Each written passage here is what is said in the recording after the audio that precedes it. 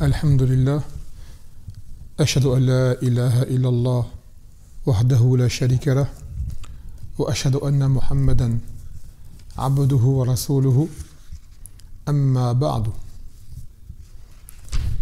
Donc on est rentré dans le 7e chapitre,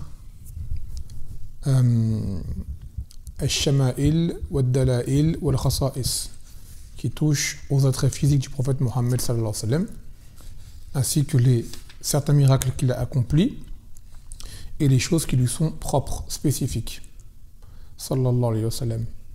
Et dans les derniers doulos qu'on a appris, on a évoqué des hadiths qui parlaient de son physique,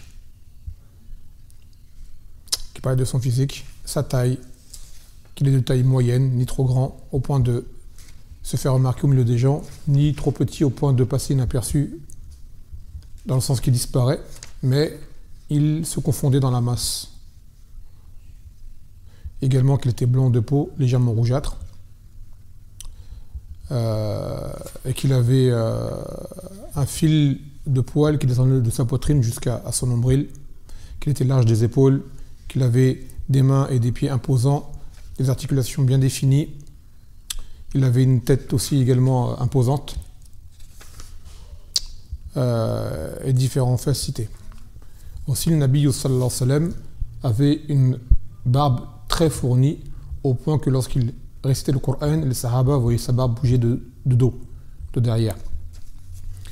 D'accord, ce qui confirme la dilla que le Nabi sallallahu alayhi wa sallam, conformément à son ordre, de laisser pousser les barbes et de ne pas les toucher.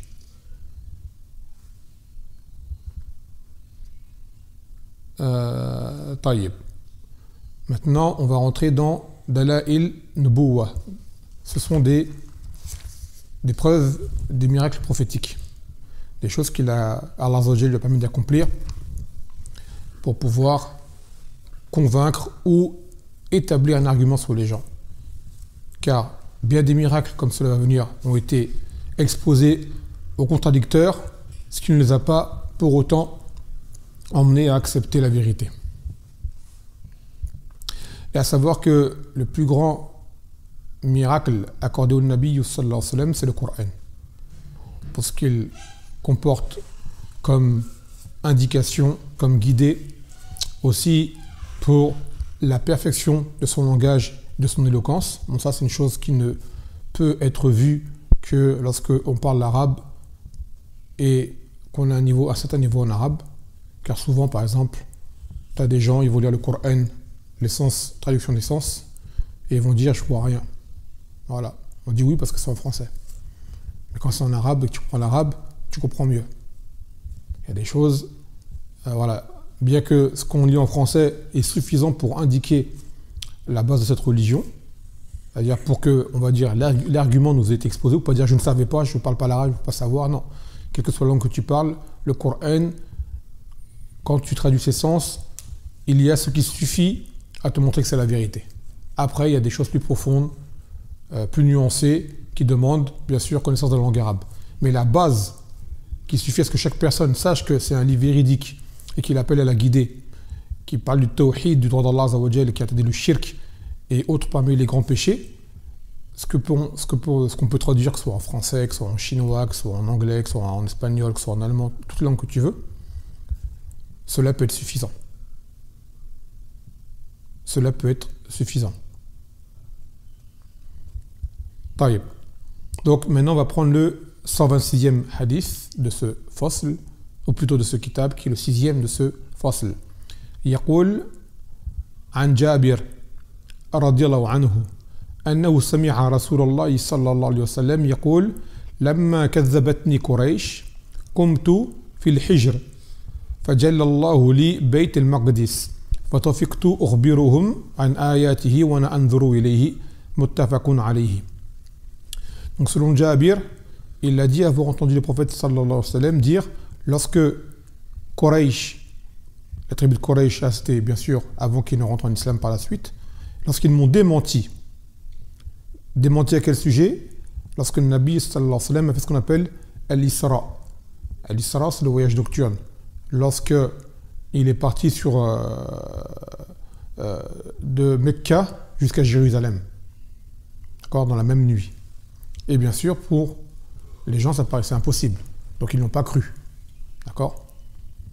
Donc lorsqu'il l'a informé de cela, Quraysh m'ont démenti. Ils ont dit, c'est pas possible que tu aies fait cela. Alors à ce moment-là, pour leur prouver que ce qu'il disait était vrai, Allah Azza wa Jal lui a mis devant lui le Bayt al-Maqdis afin qu'il la décrive minutieusement. Parce que parmi les Quraysh, il y en a plusieurs qui y allaient, qui étaient déjà allés là-bas, ils savaient à quoi ça ressemblait. Et lui n'avait jamais été. Donc il a pu décrire de façon si précise que des gens qui étaient là-bas disent oui, c'est ça, c'est qu'il a vu. Et à l'époque, vous savez, il n'y avait pas de photo, il n'y avait pas ce genre de choses pour dire il a vu en photo ou ainsi de suite. Soit tu as été, tu l'as vu, soit voilà. Et même si on te rapporte des faits, quelqu'un qui a été là-bas, il ne pourra pas te le rapporter comme quelqu'un qui l'a vu. Et là, il citait chaque point, chaque détail. Donc, et il a dit, je leur décrivais Jérusalem alors que je la voyais. C'est-à-dire, Allah l'a mis devant lui. Et lui, il l'a vu. Mais forcément, peut-être qu'il ne se rappelait pas de tout. Donc là, Allah lui a remis devant lui afin qu'il la voie telle qu'elle est pour leur dire, il y a ça là, il y a ça là, il y a ça là, il y a ça là. Taïb. Donc, ce hadith indique un miracle parmi les miracles accomplis par le prophète Mohammed sallallahu alayhi wa sallam, bi'iznillahi ta'ala. Car différents prophètes ont eu des miracles accomplis. On appelle ça karamat quand c'est pour les prophètes. On appelle ça j'ai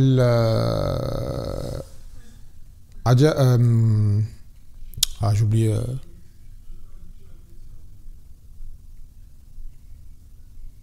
J'ai oublié le terme pour les awliya. Mu'jizat, voilà. C'est des mu'jizat pour les awliya et c'est karamat pour les prophètes. Et il en a eu plusieurs, hein. Un autre va venir par la suite.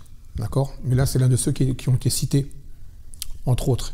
Et comme on disait tout à l'heure par rapport au Coran, à la base, le Coran en lui-même, lorsque le Nabi sallallahu alayhi wa sallam le récitait au sein de Quraysh, c'était des Arabes purs. Donc eux, évidemment, ça apparaissait tout de suite. La grandeur de ce livre leur apparaissait tout de suite. Et justement, les deux ulama disent que plusieurs prophètes ont eu des signes qui leur étaient donnés en fonction du contexte dans lequel ils se trouvaient de leur époque. Mathalan, Moussa alayhi salam, la chose qui dominait son époque avec Pharaon, c'était la sorcellerie. D'où le fait qu'il y ait le miracle de son bâton qui s'est mis à manger qui s'est transformé en serpent et qui a mangé, d'accord, les bâtons des autres sorciers qui, eux, c'était juste de la prestigitation. C'était de... Voilà, quoi. Et c'est là, eux, ils ont vu que c'était pas de la magie, ça.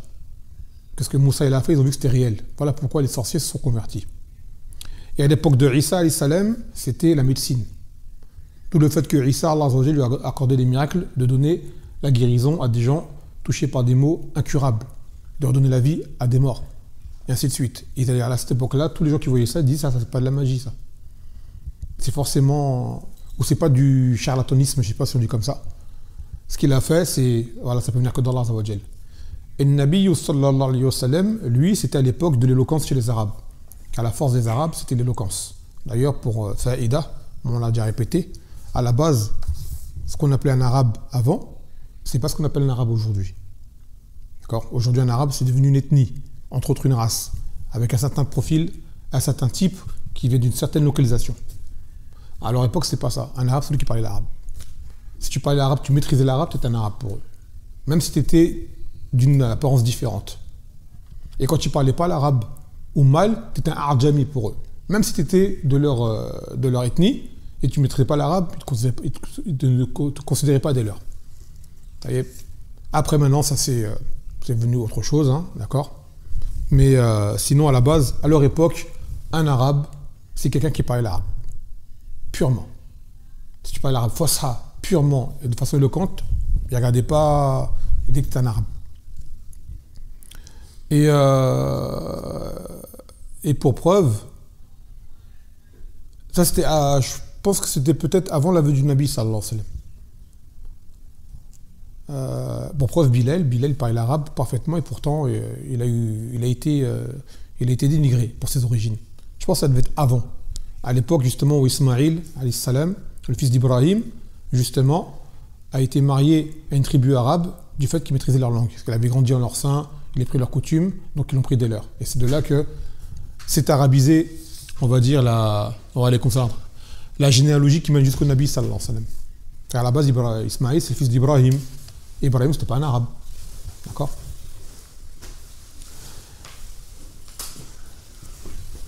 Donc de là, il a informé les gens qui étaient présents de comment était Al-Bayt al-Maqdis. Dans le Coran, Allah dit Subhanallazi asra bi 'abdihi laylan min al-masjid al-haram ila al-masjid al-aqsa allazi barakna hawlahu.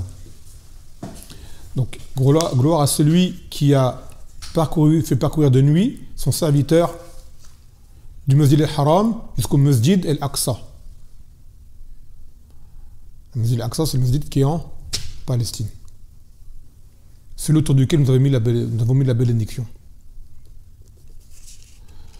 Et également dans ce hadith, certains ils ont dit que ce voyage nocturne a été fait en rêve.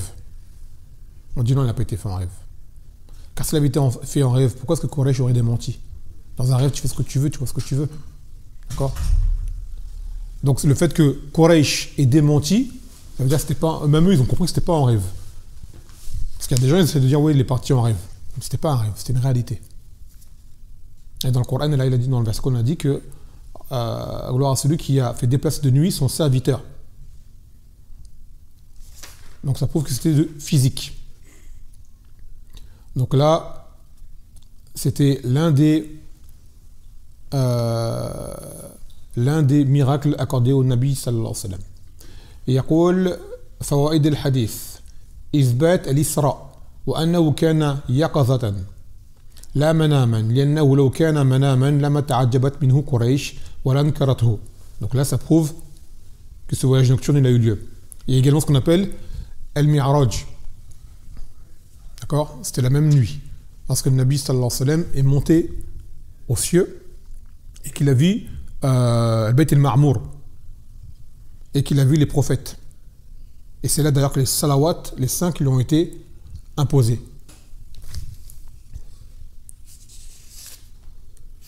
Et ça c'est parmi les preuves que Allah Azza wa Jal, il est au-dessus. Également. Et c'est adib car il y a des gens qui demandent cela et pourtant ils font ce qu'on appelle l'ascension. Tu vois, c'est-à-dire ils croient en cette histoire-là, mais ils ne veulent pas admettre qu'Allah Azza wa Jal, on lui attribue al-fawqiyya, car Allah est au-dessus de sa création. Ils ne veulent pas l'admettre parce que pour eux, ça peut mettre un endroit et un endroit c'est forcément une création. Et on dit, ça c'est comparable à tous les autres attributs, on ne connaît pas le comment. Mais on sait que Allah Azza wa Jal, fawqa as-sama, fawqa al-arsh, au-dessus des cieux, au-dessus de son trône. Et wa ma'ana bi'ilmihi fi kulli makan, et qu'il est avec nous par son savoir en tout lieu, en toute situation. ثانيا في هذا الحديث دليل من دلائل نبوته صلى الله عليه وسلم حيث أظهر الله له بيت المقدس وتمكن من وصفه كأنه مماثل أو ماثل بين يديه. Et ça prouve, là c'est parmi les miracles accordés au Nabi sallallahu alayhi wa sallam, du fait que Allah lui a fait voir le Bayt al-Maqdis. Il y a été, hein, mais il l'a mis devant, parce qu'il était de nuit, donc il n'a pas forcément pu tout voir. D'accord? Et là, Allah lui a mis devant lui, pour qu'il voit bien comment c'était pour décrire afin que les gens le croient. ثالثا شدة الابتلاء على الأنبياء ولكن تكون لها العاقبة. Et là ça prouve comment les prophètes ont été éprouvés. Mais quoi qu'il en soit, la bonne fin elle est pour eux. Car les prophètes sont venus, ont été démentis. D'accord? Ont été démentis. D'ailleurs, c'est quoi Faïda? On cite souvent dans les doulos. Quelle est la différence qu'il y a entre un prophète et un messager? Les deux ulama disent qu'il n'y a pas de différence. Ou plutôt non, ils mettent une différence, mais ce n'est pas celle que nous on veut citer. Mais est-ce que l'un d'entre vous sait la différence qu'il y a entre un prophète et un messager? Un messager, c'est celui qui vient avec une nouvelle révélation, contrairement aux autres qui ont déjà la révélation de ceux qui ont précédé. Ouais. En fait, ouais, dans ce que tu dis, déjà à la base, tout messager est un prophète. Et ce n'est pas tout prophète qui est un messager. Et en effet, une nouvelle sharia sera révélée à un messager, non un prophète. Le prophète vient pour renouveler le message donné au messager qu'il a devancé. Il rappelle aux gens. Il n'apporte rien de nouveau.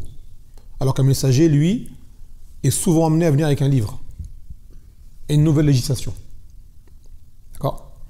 Mais il y a un point également que Cheikh el-Islam a cité entre les deux, c'est que le prophète est envoyé à un peuple qui de base croit et à qui fait un rappel. Alors que le messager envoyé à un peuple qui dément et qui refuse. D'accord? Donc, les messagers ont forcément été éprouvés du fait qu'ils ont été démentis. Là, on parle de façon générale, c'est quand même des prophètes qui ont été démentis. Mais souvent, ils viennent à un peuple qui déjà a reçu quelque chose. Alors que le messager, il peut venir à des gens qui n'ont rien eu. D'accord? Ou si c'est des gens qui ont eu, c'est des gens qui ont voulu délaisser. وهكذا. رابعا أن أهل الباطل يصدون عن الحق بتشويه حملته ورميهم بما ليس فيهم.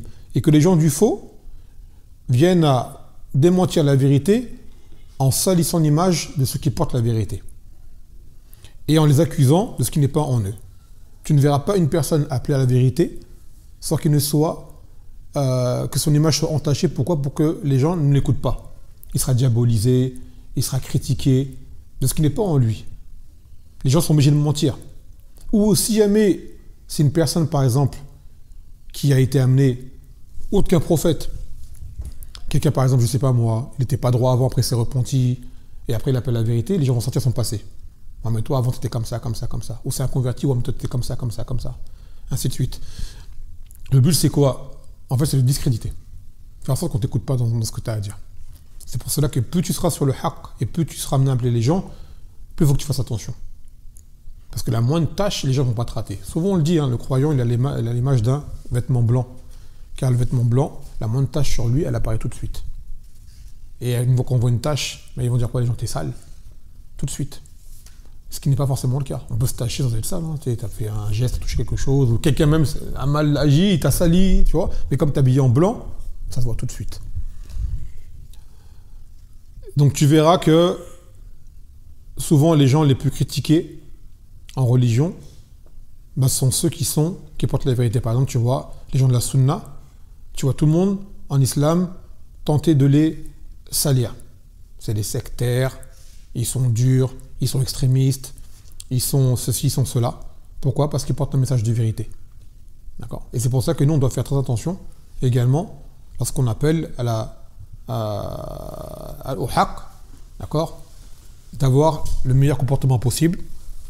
Et que même si tu portes le haqq, si tu n'as pas de réponse à une chose ou quoi, tu ne dis pas comme je porte le haqq, je suis sur le haqq, je vais forcément dire le haqq. Tu peux être ignorant de pas mal de choses. Une fois, j'ai vu un débat, une rencontre entre une sœur en djilbab, niqab et tout, et une autre qui se dit muslima, mais bon voilà. Et cette sœur, malheureusement, marchait à un endroit, il ne fallait même pas qu'elle y soit. Tu vois, dans le cœur de Paris, là où il y a, voilà, vous savez c'est comment à Paris. Elle est habillée en niqab et tout. Et là, elle s'est fait interpeller par une femme. Tu vois, tu dis, ce que tu veux, c'est la provocation. Elle dit, moi, je serais habillé comme toi, je reste chez moi. Tu ne viens pas là, à cet endroit-là, habillé comme ça et tout et tout. Et l'autre, malheureusement, elle dit, oui, c'est vrai. C'est mieux que je ne sorte pas, ou que je sorte accompagné. Elle dit, non, je fais ce que je veux, je suis libre et tout. Tu vois, déjà mauvaise parole. Et l'autre, elle dit, mais non, tu n'es pas libre. Normalement, si tu es marié, ton mari, tu n'es pas libre. Tu ne sors pas comme ça sans que ton mari. Si mon mari, je fais ce que je veux, il ne peut pas m'interdire et tout. Je fais, ah, quand j'ai entendu ça, je fais, ah, Ourti, là, tu es en train de dire des bêtises, là. Tellement tu veux montrer que tu as raison, que tu en viens à dire des choses fausses, alors que l'autre, elle a raison. Elle dit, oui, à la base, ton mari, il t'a sorti comme ça, ton mari. Il dit, oui, je fais ce que je veux, mon mari ne peut pas m'empêcher et tout. Après, l'autre, elle dit, bon, peut-être toi et ton mari. Peut-être ton mari, il est comme ça. Mais les autres sœurs, non, toutes mes sœurs, mais c'est comme pas, elles sont pareilles. Les autres sœurs comme moi sont pareilles, leur mari. Ah bon, mais c'est quoi ces maris alors? Ou c'est quoi, vous, ces sœurs-là, vos maris, c'est. Tu vois? Et les frères entendent ça, ils disent, ah non, non, non, non, c'est pas comme ça, nous. Tu vois? Donc, et voilà, comme elle s'est vue à la base sur la vérité, et qu'elle a vu une autre femme qui n'est pas sur le haqq lui dire une vérité, elle a voulu démentir, quitte à dire des choses qui ne sont pas vraies. On dit, si elle a raison, cette dame-là, elle n'est pas moustaqima, elle dit raison, au moment, ton mari ne te laisse pas venir habiller comme ça ici. Au pire, il vient avec toi. Parce que là où tu es, là, tu es au milieu des touristes, au milieu des purs parisiens et tout, et tu es là avec ton djilbab, c'est vraiment pas un lieu qui est approprié pour toi. Tu as le droit de sortir, faire. Mais il y a des lieux, même nous en tant qu'hommes, il y a des lieux, on va pas, Harry. On a honte, on est gêné, tu vois. Ben là, elle était là, et elle s'affirmait. tout ça pour dire j'ai raison, alors qu'elle avait tort, en réalité. Elle était bien habillée, mais pas au bon endroit, malheureusement. Ça arrive souvent. Comme tu sais que à la base, tu es sur une voie qui est réelle, et que tu as une personne en face de toi, tu sais qu'elle est dans l'erreur, mais elle va te dire une vérité. Accepte-la, dis c'est vrai. Tu vois, accepte-la, dis c'est vrai. C'est parce que l'autre, voilà, que tu te prends d'orgueil et quitte à dire n'importe quoi. Ça arrive souvent, malheureusement. Quoi qu'il en soit, les gens du faux vont toujours tenter d'incriminer les gens du vrai, et le plus grand moyen qu'ils vont avoir, c'est de mentir sur lui, ou de déformer ses paroles, ou d'amplifier des choses qui n'ont pas lieu d'être, ou alors d'aller chercher des choses dans son passé, ou de chercher des erreurs, ainsi de suite. Car le but, c'est quoi? C'est de te faire taire, en fait. خامسا أن الداعي إلى الله يتحلى بصدق ويبرأ صاحته مما ينسب إليه من الكذب والبهتان. Et justement, le prédicateur, celui qui appelle Allah Azza wa Jal, il doit se parer de la vérité, de véridique. Car le jour où il ment ou il se trompe, les gens ne vont pas le rater. Et il fait en sorte de s'innocenter de ce qui lui est imputé. D'accord? Et faire en sorte d'éviter les choses qu'on pourrait t'imputer également. Bon, après, il y a des choses, les gens vont mentir, tu ne vas pas répondre à tout. Il y a des choses tellement c'est bas, tu te dis, je ne vais même pas répondre à ça. Tu vois, tellement c'est ridicule. Mais des choses, si tu vois que ça peut entacher ton message ou quoi, alors tu les réponds. Tu réponds du mieux possible. طيب ثم يقول الحديث السابع والعشرون بعد المئة 127e حديث qui est le 7e de ce فصل. يقول عن أنس بن مالك رضي الله عنه أن أهل مكة سألوا رسول الله صلى الله عليه وسلم أن يريهم آية فأراهم القمر شقتين حتى رأوا حراء بينهما متفق عليه. Donc selon Anas, les gens de Mecca ont réclamé au prophète sallallahu alayhi wa sallam qu'il leur montre un signe pour prouver qu'il est un prophète, qu'il est un messager, que c'est Allah qui l'a envoyé. Donc qu'est-ce qu'il a fait à ce moment-là, le Nabi sallallahu alayhi wa sallam? Il leur a indiqué la lune, et vous connaissez ce miracle qui est très connu, qu'elle s'est fendue en deux. Mais pas seulement en deux, tellement elle s'est fendue qu'ils arrivaient à en voir entre les deux parties de la lune, Hira, la montagne, une montagne qui est à Mecca. Celle où il allait pour... on l'appelle Thor, je crois maintenant. Celle où il allait pour, avant la révélation, pour adorer Allah Azza wa Jal. Là où Jibril est venu le voir. Ça veut dire qu'entre deux parties de la lune, tu vois une montagne au milieu. C'est-à-dire vraiment, c'était flagrant, c'était immense. D'accord? Et à ce qui paraît, je ne sais pas si c'est vrai, à ce qui paraît qu'aujourd'hui, des gens qui ont fait des photos de la lune, ils disent qu'il y a une fissure. Bon. Est-ce que c'est vrai? Est-ce que ça n'est pas ce qu'on s'est dit? Comme vous êtes tout à l'heure, les gens ils sont en islam, ils veulent tellement convaincre les gens qu'ils disent n'importe quoi. Ils ne sont pas capables de faire un montage sur la lune pour dire regardez la lune et tout, il y a une fissure, ça prouve que le prophète il a dit ça. Tu vois? On n'a pas besoin de mentir. Nous on y croit que le prophète sallallahu alayhi wa sallam, qu'Allah Azza wa Jal lui a accordé de voir la lune fondue. Après maintenant que tu as une photo, tu n'as pas une photo, ça ne va rien changer pour nous. Ça ne va rien changer pour nous. Et celui qui veut croire et qui a le bien dans son cœur, il n'a pas besoin de ça. Ça, généralement, ce genre de miracle comme ça, là, gros, c'est juste pour iqamat al-hujja ala nas. Vous le demandez, voilà, c'est devant vous. Pour dire vraiment, vous n'avez plus d'excuses. Tu vois? C'est par exemple le dernier signe de l'heure. Quel est-il? Le lever du soleil à son couchant. Non, il va se passer quoi à ce moment-là? Ah là, pourquoi c'est tellement flagrant que maintenant, croire, il n'y a plus d'intérêt. En fait, ce signe est venu, pourquoi me mettre l'argument sur vous? Dans le sens, maintenant, tout ce qui a été dit depuis tant d'années sur l'islam, vous avez refusé de regarder maintenant. Maintenant, les gens, ils vont croire, c'est trop tard. Tu vois? Ils vont le voir, mais il sera trop tard. Parce que là, ce ne sera pas pour vous convaincre et rentrer en islam, c'est pour vous demander, maintenant, vous savez ce qui va vous arriver. Tu vois ce que ça veut dire? Donc, il y a des miracles que le Nabi sallallahu alayhi wa sallam a montré à des gens, non pas pour qu'ils croient, parce qu'ils ne vont pas croire, malgré tout. Tu vois? Dans le Coran, là, il a dit ولو أننا نزلنا إليهم الملائكة ولو أننا نزلنا الملائكة وحين الموتى ورأيناهم كل شيء قبلا ما كانوا يؤمنون إن شاء الله. Dans le verset, j'ai un doute, un peu oublié. Et dans le Coran, là, il dit que même si on avait fait descendre les anges devant eux, qu'on avait fait parler les morts ou autres, ils n'auraient pas voulu croire. Donc quand les gens disent donne-moi une preuve, un miracle pour que je te croie, il ne va pas te croire. Il ne va pas te croire. C'est ce qui s'est passé avec le Qamar, tu vois.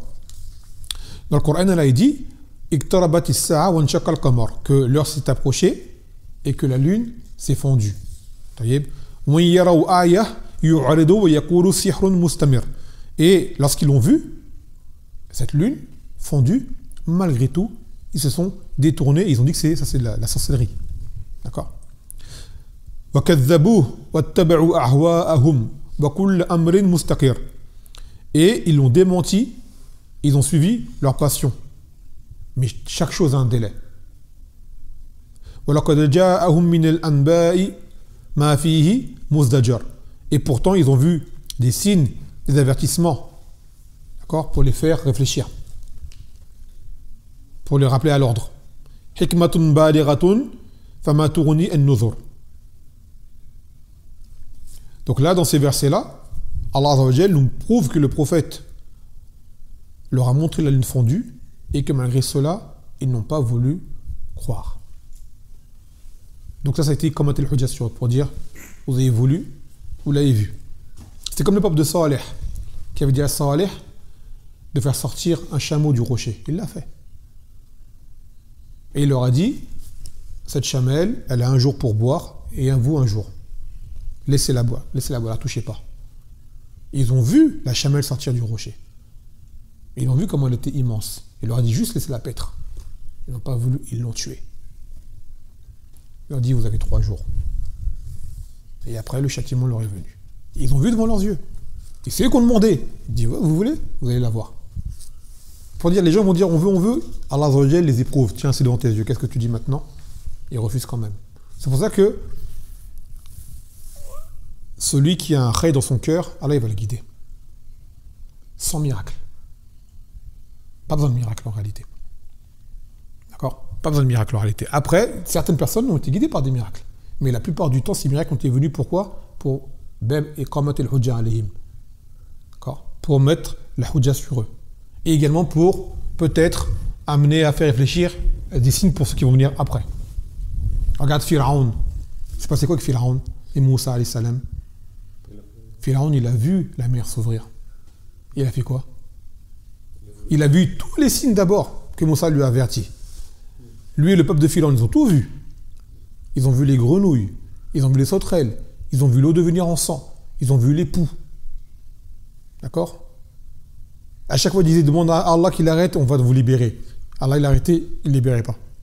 Ils ont vu le miracle de Moussa alayhi salam face aux sorciers. Eux, les sorciers, ils sont convertis. Malgré ça, Pharaon n'a pas lâché l'affaire. Ils sont partis, ils sont sauvés, jusqu'à arriver près de la mer. L'eau s'est ouverte en deux. Les flancs comme 2 montagnes dominantes. Ils ont vu tout ça, qu'est-ce qu'ils ont fait? Ils ont pu s'arrêter et dire non. Et ils sont rentrés dans l'eau pour attraper Moussa et son peuple. Tout ce qu'ils ont vu. Et à quel moment il a dit qu'il a cru, Pharaon? Et ouais, devant la mort, mais c'est trop tard. Toi, je te dis que tu vois des choses, à un moment, c'est juste pour dire c'est trop tard. Maintenant, tu as vu, c'est trop tard. C'est trop tard pour toi. Et bien après, cette histoire, elle est restée, elle est même citée dans la Bible. Bien que les Nasara, ils n'y croient pas. Dans la Bible, c'est resté. Tu vois? Pour que les gens sachent. Et à ce qui paraît pareil, des gens, ils ont fait des recherches, ils ont vu des traces qui prouvent qu'à cet endroit-là, il s'est passé quelque chose. Tu vois? Après, bon, comme je vous dis, il y a beaucoup de spéculations, on ne rentre pas forcément dedans. Nous, à la base, ce qu'il y a dans le Coran, ça nous suffit. Tu peux amener tous les scientifiques qui ont prouvé, ils vont dire oui, il s'est passé ça, oui, mais on savait déjà. Sans tes appareils, sans tes diplômes, sans tes études, nous, on y croyait déjà, parce que là, il nous l'a dit. Tu vois? Et malgré tout, eh ben, les gens ne veulent pas croire. Tu vois? Ils ne veulent pas croire. Donc là, il s'est passé ce miracle accordé au Nabi sallallahu alayhi wa sallam, que la lune s'est fondue en deux avec un grand écart entre les 2 parcelles, entre les 2 morceaux. Grand écart. Par contre, quand on dit aux gens l'homme a marché sur la lune, tout le monde y croit. Étrangement. Alors ils y croient. Ben nous, on remet ça en doute. On met ça en question. Car on sait que de base, l'homme ment. Et comme on dit, le plus grand argument qu'il y a qui est logique, c'est que comment dans les années 60 vous avez pu le faire et que maintenant dans les années 2000, passé, vous n'arrivez plus à le faire. C'est quand même incroyable. Ils ont des réponses, hein, en disant, mais ils ne sont pas convaincants. Ils ne sont pas convaincants. De toute façon, qu'ils y soient allés ou pas, est-ce que ça leur en fait croire? Et s'ils ont été, ils auraient peut-être dû voir la fissure ou quoi. Est-ce qu'ils ont cru pour autant? On n'a pas de nouvelles que ces gens-là aient cru. Donc, vous y étiez, ça vous a apporté quoi en fait? Rien. Rien du tout. Il y a même des rumeurs que vous avez entendu Tamoyana Yvonnois qu'il a entendu la zen depuis la Lune. On dit, on n'a pas besoin de ce genre de mythe. Wallah, on n'a pas besoin de ça. Tu vois, qu'il aurait vu la mec éblouie, qu'il a entendu la zen sur la Lune. Je suis arrête. Déjà, pour qu'il entende la zen, c'est qu'elle était sur la Lune déjà d'une part. Franchement, on n'a pas besoin de ça, wallah. On n'a pas besoin de ça. طيب يقول فوائد الحديث إثبات الإسراء. لا attends.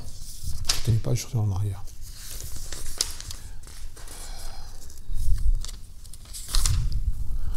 إثبات تأييد الله لنبيه بالآيات الدالة على صدق نبوته. Ce qui montre que Allah Azza wa Jal a soutenu son prophète en lui accordant des miracles pour prouver sa véracité. ثانيا أن انشقاق القمر آية عظيمة لا يكاد يعدلها شيء من آيات الأنبياء كما قال الخطابي. Et que la fissure, que la lune qui se sépare en deux est un miracle immense qui est peut-être sans équivalent parmi les autres miracles attribués au prophète. C'est peut-être le plus grand miracle visible, palpable, accordé au prophète. Et c'est normal car le Nabi sallallahu alayhi wa sallam était le plus grand des prophètes. ثالثا أن الذي ليس في قلبه استعداد للهداية لا يهتدي ولو جاءت كل آية. Et que celui qui n'est dans son cœur, qui n'est pas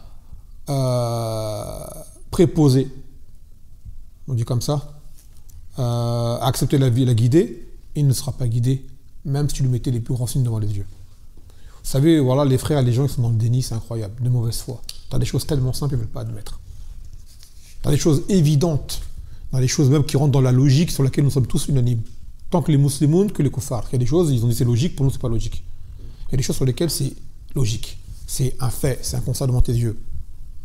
Tellement ils sont dans le déni. Des choses évidentes sur l'homme, la nature de l'homme, sur la femme, la nature de la femme, plein de choses. Par exemple, tu as des gens, ils arrivent à te dire aujourd'hui je suis pas une femme. Alors c'est une femme. Non, je suis une femme physiquement, mais dans ma tête je suis un homme. Non, tu es une femme. Elle ne veut pas accepter. Non, c'est ce qu'on veut me faire croire que je suis une femme. Ah bon? L'autre il va dire moi je suis un homme. On va me faire croire que j'étais une femme alors que je suis un homme. Non, on n'a pas de le faire croire, tu es un homme. Non, je suis une femme. Tu vois? Tu veux faire quoi? T'en as venant, il va dire moi je suis un chien. Qu'est-ce que tu veux faire avec des gens comme ça? Non, t'es un homme, non, je suis un chien. Mais quand on va le traiter comme un chien, là il va se plaindre. Tu vois? Il va pas assumer. Il dit si t'es un chien, va dehors dans la niche. Tu vois? Mets-toi tout nu et va faire tes besoins le matin, trouve-toi un maître qui te nourrit, va te faire vacciner, donc t'as tout l'oreille. D'accord?